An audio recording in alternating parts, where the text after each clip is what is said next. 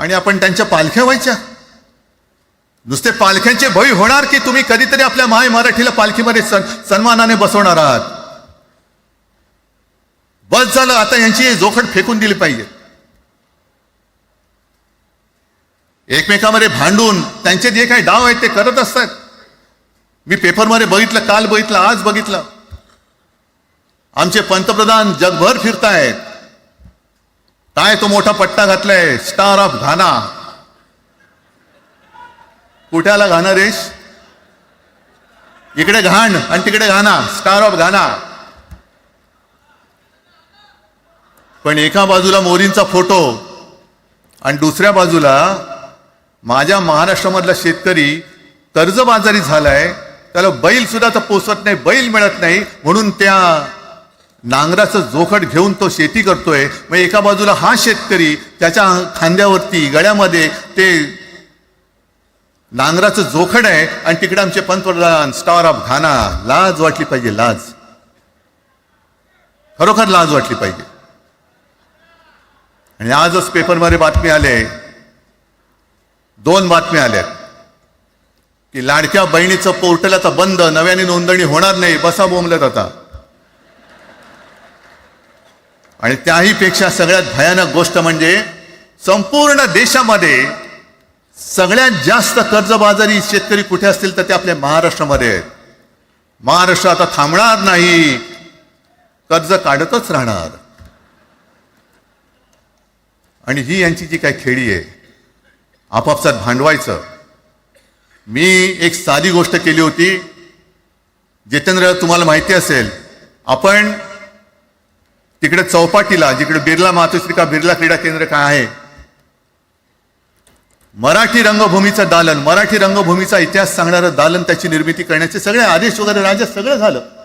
आराखडा मंजूर केला मी. आणि 2-3 महिन्यापूर्वी बातमी आली की तो आराखडा यांनी केराच्या टोपलीत टाकला. ती जागा यांच्या मालकाच्या मित्राच्या घशात टाकतात. हा मराठीचा तुमचा अभिमान? मराठी भाषा भवनाची त्याचं भूमिपूजन मी केलं होतं. माझ्या सोबत अजित पवार होते, उपमुख्यमंत्री. कुठे गेलं मराठी भाषा भवन? कुठे गेलं मराठी भूमीचं रंगभूमीचं दालन? का तुम्ही आमची मराठी मारतात? का तुम्ही आमच्यावरती सक्ती करता आहात? अनेकदा सांगितलं की आम्ही कोणत्याही भाषेच्या विरोधात नाही आहोत, पण जर आमच्यावरती सक्ती करण्याचा प्रयत्न केला तर आमची शक्ती काय ती एकदा तुम्हाला अशी दाखवू की पुन्हा तुम्ही कधी डोकंवर नाही काढणार, पुन्हा डोकंवर काढणार नाही. या सगळ्या गोष्टींकडे आपण आज एकत्र आलेलो आहोत. पुन्हा आपल्यामध्ये काड्या घालण्याचे उद्योग होतील, कारण त्यांचा धंदाच तो आहे. एकतर कुठे, मी नेहमी सांगतो, कोणाच्याही लग्नामध्ये भाजपवाल्यानं बोलवू नका. येतील मस्त श्रीखंड, बासुंदी, पोळ्या बिळ्या खातील आणि त्याला नवरा बायकोत भांडण लावून दुसऱ्या लग्नात जेवायला जातील. बरं, एवढं केलं तरी बरं, नाही तर त्या पोरीलाच पळून घेऊन जातील. कारण ह्यांचं स्वतःचं असं काहीच नाहीये. कोणत्याही लढ्यामध्ये कधीही भाजपा नव्हता. अगदी संयुक्त महाराष्ट्राच्या चळवळीमध्ये सुद्धा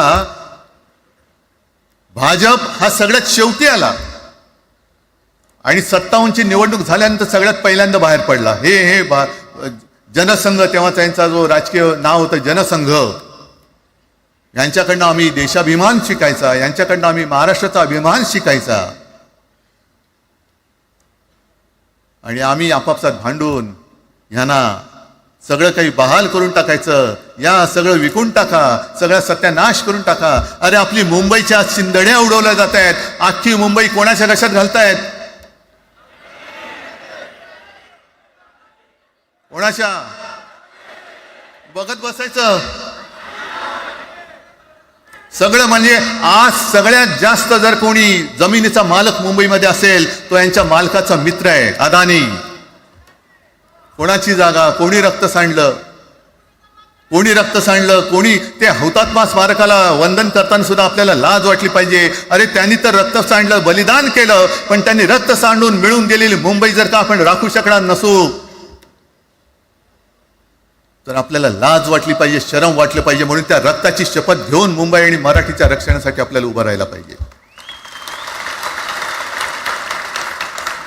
ठीक आहे, असतील, होते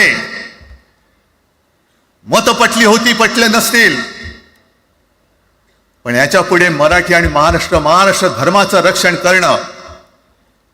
आमचा हनुमान चालिसाला विरोध नाहीये, पण मारुती स्तोत्र आम्हाला का विसरायला लावताय? मारुती स्तोत्र आहे ना, भीमरूपी महारुद्रा.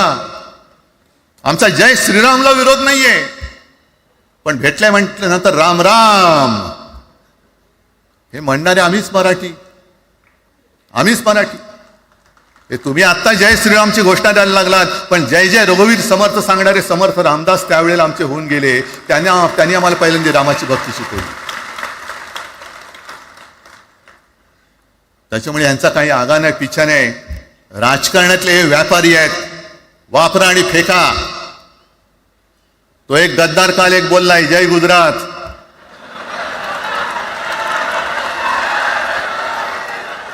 किती लाचारी करायची. तो पुष्पा पिक्चर पाहिलेत तुम्ही सगळ्यांनी, दाढीवरनं हात फिरवून, झुकेगा नाही साला. तसे हे गद्दार म्हणतात, उठेगा नाही साला. कुछ भी बोलो, उठेगाही नाही. अरे कसा उठणार? आहे का तुझ्याकडे उठण्यासारखं? म्हणजे विचार मी म्हणतोय.